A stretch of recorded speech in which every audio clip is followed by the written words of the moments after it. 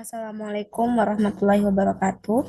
Sebelumnya perkenalkan saya Destia Putri Cahyani dengan NIM 230021666, sesi 0123, mata kuliah Manajemen Labor. Dosen pengampu yaitu Ibu Dr. Sulastri MPD dan Ibu Nikmah Hayati MPD.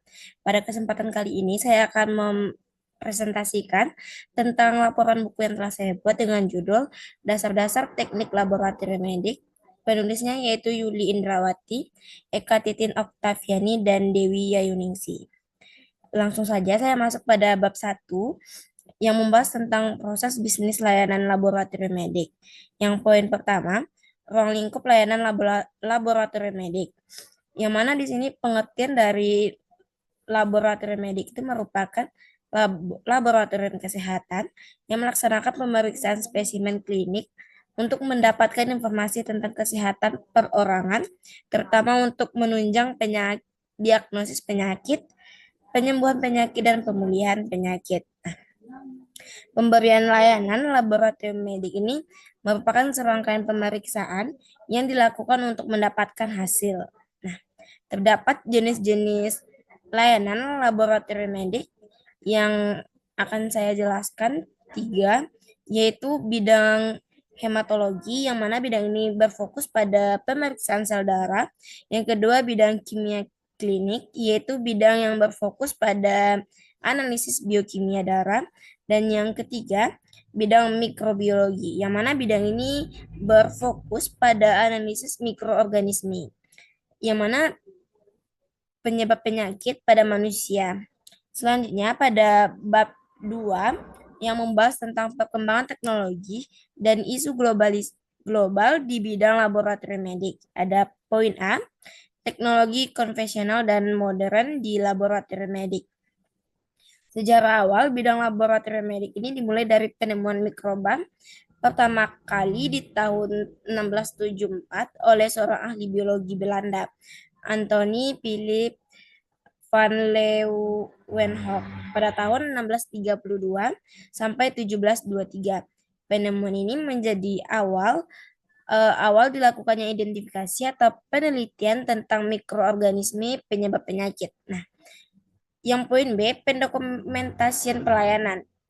Pendokumentasian pelayanan secara konvensional ini berupa pencatatan dan pelaporan kegiatan laboratorium medik diperlukan dalam perencanaan, pemantauan, dan evaluasi, serta pengambilan keputusan untuk peningkatan pelayanan laboratorium medik. Selanjutnya, poin yang C, pelayanan dan fasilitas di laboratorium medik. Mungkin banyak sekali fasilitas pelayanan di laboratorium medik.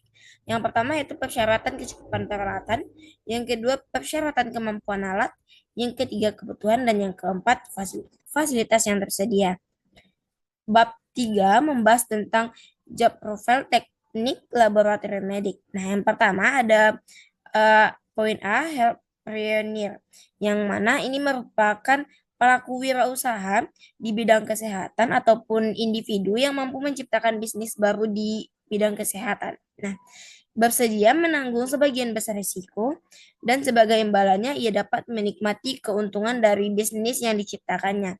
Yang kedua, poin B, terdapat job profile, peluang kerja dan usaha, peluang pasar, dan peluang profesi di bidang layanan laboratorium medik. Nah, job profile teknik laboratorium medik ini diatur dalam Undang-Undang Republik Indonesia Nomor 36 Tahun 2014 tentang Tenaga Kesehatan. Bab 1, Ketentuan Umum Pasal 1, disebutkan bahwa asisten tenaga kesehatan adalah setiap orang yang mengabdikan diri dalam bidang kesehatan serta memiliki kemampuan atau keterampilan melalui bidang kesehatan di bawah jenjang diploma. Nah, bab 4 akan membahas tentang teknik dasar laboratorium medik. Yang poin A, good laboratory practice dalam layanan laboratorium medik. Nah, secara sederhana, good laboratory practice ini merupakan praktik penyelenggaraan laboratorium yang baik. Nah, jadi laboratorium good good laboratorium praktis dalam layanan laboratorium medik ini diselenggarakan dengan mengacu kepada pedoman penyelenggaraan laboratorium klinik yang baik dan diatur dalam Peraturan Menteri Kesehatan Republik Indonesia Nomor 43 Tahun 2013 tentang cara penyelenggaraan laboratorium yang baik. Nah, yang B, komunikasi efektif dalam layanan laboratorium. Seperti kita ketahui bahwa komunikasi ini merupakan bagian dalam aktivitas kehidupan kita. Komunikasi ini dapat menyatukan berbagai golongan dan kepentingan manusia, menjadikan dua individu terhubung baik dari jarak dekat maupun jarak jauh. Nah, bab 5 membahas tentang peralatan laboratorium medik. Nah, jenis-jenis yang poin A, jenis-jenis dan fungsi alat di laboratorium medik. Menurut Riswanto, tahun 2013, secara garis besar, peralatan laboratorium dapat digolongkan menjadi dua. Yang pertama, peralatan utama, dan yang kedua itu peralatan pendukung. Nah, yang poin B, cara penggunaan alat. Cara penggunaan alat ini disesuaikan dengan alat dan jenis alat yang akan digunakan. Yang poin C yaitu pemeliharaan dan perawatan alat. Nah, bagaimana cara merawat alat? Yang pertama yaitu ruang penyimpanan peralatan yang terbuat dari gelas harus memiliki suhu antara 27 derajat Celcius sampai 37 derajat Celcius dan diberi penerangan lampu dengan daya 25 watt. Yang kedua, menempatkan bahan silica gel secukupnya untuk menyerap uap air di ruangan. Yang ketiga, ketika melakukan pemanasan dengan tabung reaksi, hendaknya dilakukan di atas kawat kasar. Yang keempat, peralatan dari bahan gelas yang akan direndam dalam air mendidih tidak boleh dimasukkan ke dalam air yang sedang mendidih.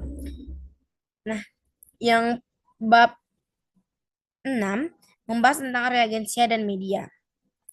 Yang poin A, jenis-jenis reagensia dan media. Jenis-jenis reagensia ini banyak sekali dan merupakan dan dapat di dan sorry jenis-jenis reagensia dan media. Jenis-jenis reagensia ini terdapat dua. Yang pertama reagensia tingkat analitik dan yang kedua zat-zat kimia tingkat lain. Nah, yang media, jenis-jenis media ini terdiri dari tiga: media padat, media cair, dan media semi padat atau semi cair. Nah, poin B, cara pembuatan reagensia dan media. Pembuatan reagensia, yang pertama yaitu penimbangan zat, yang kedua pelarutan zat, yang ketiga pengenceran. Sedangkan cara pembuatan media, yang pertama yaitu siapkan bahan yang akan ditimbang, yang kedua larutkan bahan dengan aqueous dalam wadah Erlenmeyer, yang ketiga ukurlah derajat kesamaan media dengan memasukkan kertas pH, yang keempat tambahkan larutan indikator jika diperlukan, yang kelima tuangkan larutan media ke tabung reaksi atau cawan Petri, yang keenam sterilkan dalam autoclave pada suhu 121 derajat Celcius selama 15 menit.